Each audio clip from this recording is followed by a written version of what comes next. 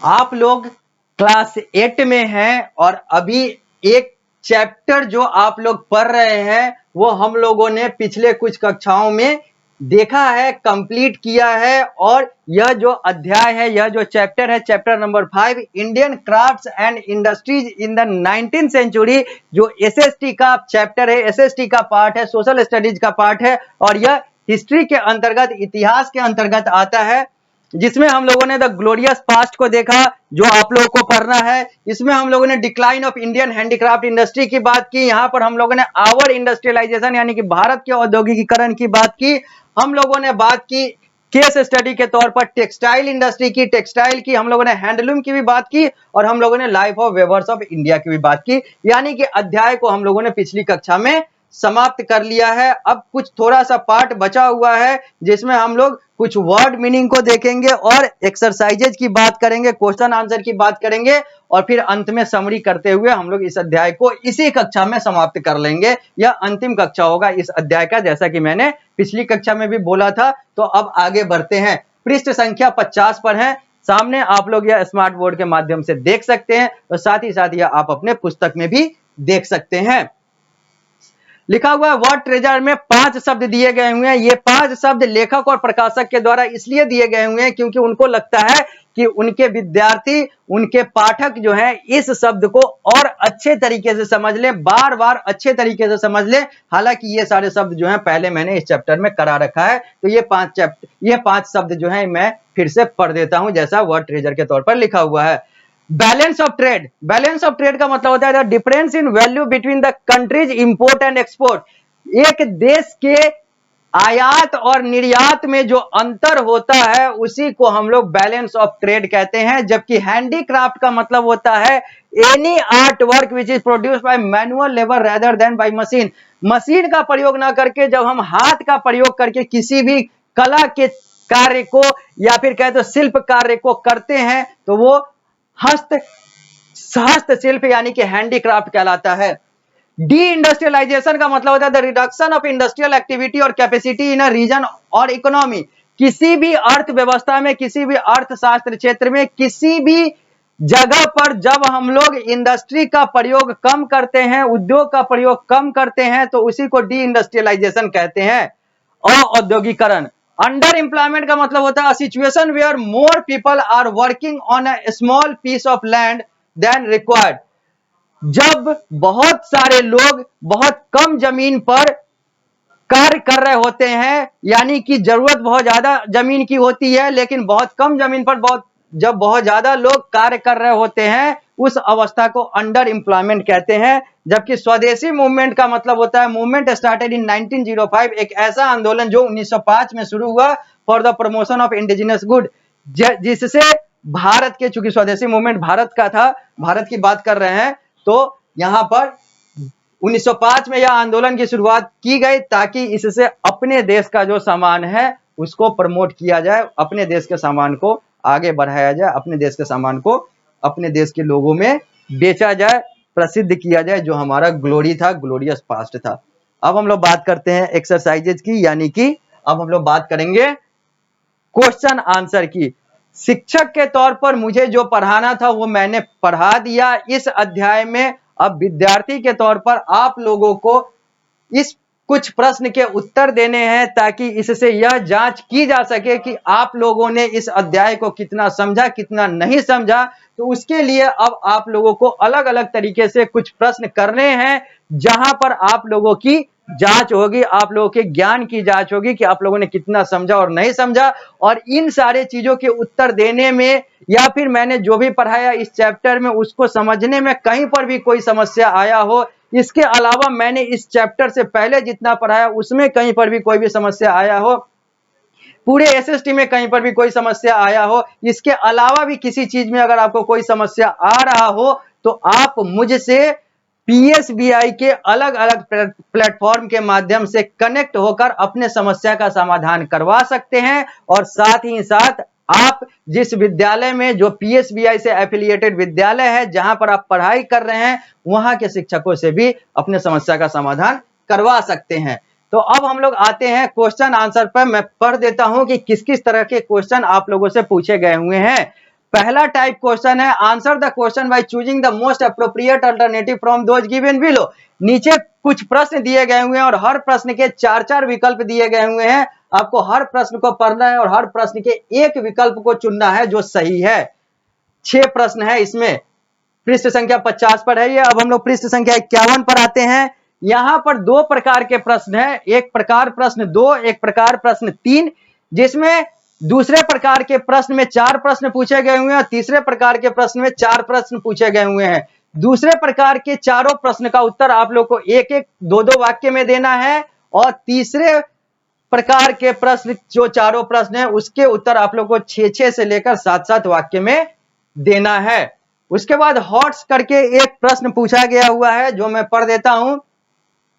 Indian goods imported to British faced duties of 70 to 80%, whereas British goods import in India faced duty of 2%, 2 to 4%. Explain why. भारतीय सामान जो अंग्रेजों के यहां जाते थे उसमें इंपोर्ट ड्यूटी जो उसमें जो कर लगता था, उसमें जो टैक्स लगता था वो 70 से 80%, जबकि British goods imports in India, जबकि जो ब्रिटिश का अंग्रेजों का जो सामान था जो भारत में आता था उसमें मात्र 2 से 4% का ही कर लगता था, पैसा लगता था, टैक्स लगता था। इसके कारण बताएं। अगला है फिल इन द ब्लैंक्स। रिक्त स्थान की पूर्ति करनी है। 4 प्रश्न दिए गए हुए हैं, चारों में एक एक स्थान खाली रखा गया हुआ है, आपको उसको फिल करना है, भरना है। जबकि टाइप क्वेश्चन 5 में आप लोगों को 4 प्रश्न दिए गए हुए हैं और चारों प्रश्न को पढ़ के आपको बताना है कौन सही है और कौन गलत है। Write whether the following statements are true और फॉल्स। छठा टाइप क्वेश्चन है मैच द फॉलोइंग। यहां पर आपको मिलान करने हैं कॉलम ए के 5 को कॉलम बी के 5 से, जो जिससे मिलान होगा, जिसका जिससे मैच होगा उसको आप लोग को मिलान करने हैं। पृष्ठ संख्या 51 से अब हम लोग आते हैं पृष्ठ संख्या 52 पर। यहां पर है वैल्यू बेस्ड क्वेश्चन और activity zone. Value based question में है how did deindustrialization disturb the balance of economic life in the villages. आपको यह बताना है कि डी इंडस्ट्रियलाइजेशन से, औद्योगिकीकरण से कैसे गांव का जो इकोनॉमिक लाइफ है, जो आर्थिक जीवन है, वो डिस्टर्ब हो गया, प्रभावित हो गया नकारात्मक तौर पर।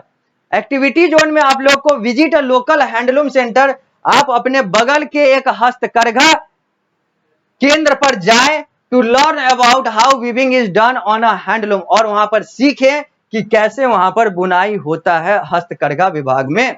इसके बाद लेट्स समराइज में वो सारी चीजें हैं जो मैंने आप लोगों को इस अध्याय में पढ़ाया है, चाहे वो commercial policy of the British हो, ग्रोथ ऑफ मॉडर्न इंडस्ट्रीज हो, impact of British policies on Indian industries हो, इंडियन इंडस्ट्री सैलिएंट फीचर्स की बात करें जिसमें टेक्सटाइल की बात करते हैं। ये सारी चीजें जो हैं हम लोगों ने इस अध्याय में पहले से देख रखा है। जहां पर कुछ चीजें और हैं, यहां पर मैं इसको फिर से एक बार पढ़ देता हूं। यहां पर लिखा हुआ है before the arrival of British craftsman were organised into guild each with its own rule and regulation made enormous profit by selling the goods. अंग्रेजों के आने से पहले भारत के जो क्राफ्टमैन थे, यानी कि जो शिल्पकार थे, वो बहुत अच्छे तरीके से व्यवस्थित थे और अच्छा प्रॉफिट कमा रहे थे।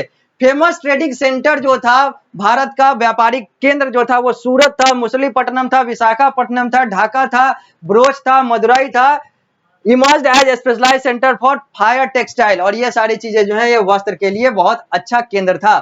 Traditional fabric of the Indian economy destroy with the advent of the east India company. लेकिन अंग्रेजों के आने के बाद यह जो हमारा फैब्रिक डिपार्टमेंट है वो बर्बाद हो गया, जिसमें commercial policy of the British जो है वो जिम्मेदार है, जिसमें हम लोगों ने देखा कि कैसे डी इंडस्ट्रियलाइजेशन और बहुत सारी चीजें हुई जो अंग्रेजों के द्वारा भारत के वस्त्र उद्योग को खराब कर गया।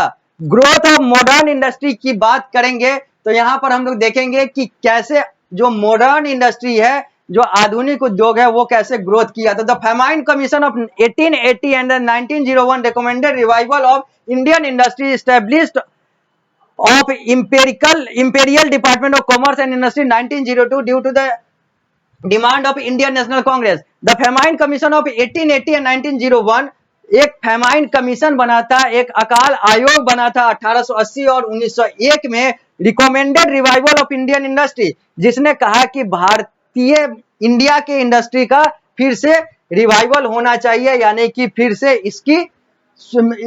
इसको सही करने की जरूरत है। Established of empirical department of commerce and industries, और यहाँ पर कॉमर्स और इंडस्ट्री के एक विभाग की शुरुआत हुई 1901 में due to the demand of Indian National Congress, Bharatiya Rashtriya Congress के मांग के अनुसार। इसमें हम लोग British help the establishing some mechanise, हम लोगों ने देखा कि कुछ मशीनों का जो चीजें हैं वो सारी चीजें जो है वो मशीन उद्योग जो है वो अंग्रेजों के द्वारा किया गया, शुरुआत किया गया। हम लोगों ने टाटा आयरन स्टील की भी बात की थी, हम लोगों ने रिसरा और शुगर इंडस्ट्री भी 20th सेंचुरी में हुआ था, शुरुआत हुआ था। First jute mill was established in Rishra near Kolkata, ये हम लोगों ने बात कर ली थी। Sugar industry developed in early 20th century, शुरुआत के 20वीं शताब्दी के शुरुआत में शुगर इंडस्ट्री यानी कि चीनी मिल की भी शुरुआत हो गई। India become the largest sugar producing country in the world, Bharat जो है दुनिया में सबसे ज्यादा चीनी उत्पादक देश बन गया।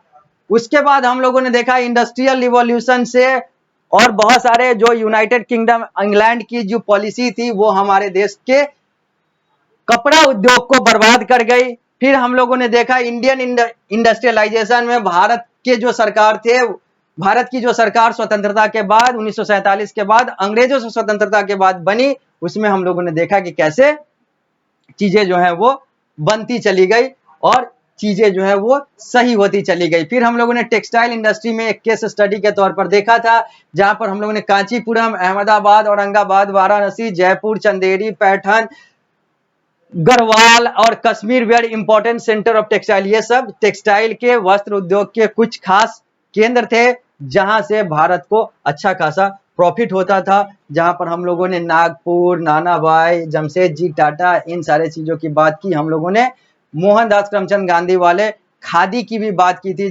जिन्होंने कहा था कि अपने देश के अपने लोगों के द्वारा निर्मित, अपने हाथ से निर्मित कपड़ों को पहनो, और इन्होंने खादी की भी शुरुआत की थी in the first half of the 20th century, 20वीं शताब्दी के पहले हाफ में, यानी कि पहले 50 साल के भीतर। एक सेंचुरी में 100 साल होता है, यानी कि पहले 50 साल में ही इन्होंने इसकी शुरुआत की थी। और इस पृष्ठ के बाद जब हम लोग अगले पृष्ठ पर आते हैं, पृष्ठ संख्या 52 से 53 पर आते हैं, तो हम लोग एक नए अध्याय को देखते हैं, द रिवॉल्ट ऑफ 1857, यानी कि 1857 का विद्रोह। तो इसका मतलब यह हुआ कि यह अध्याय अब हम लोगों का पूर्ण रूप से समाप्त हो गया। आप लोग इस अध्याय को बेहतर तरीके से और प्रश्न करें, कहीं पर भी कोई भी समस्या आ रहा हो आप मुझसे, जैसा मैंने आपको बोला, पूछ सकते हैं। अब हम लोग इस कक्षा को यहीं पर रोकते हैं, विराम देते हैं, मिलते हैं अगली कक्षा में एक नए अध्याय संख्या 6 के साथ।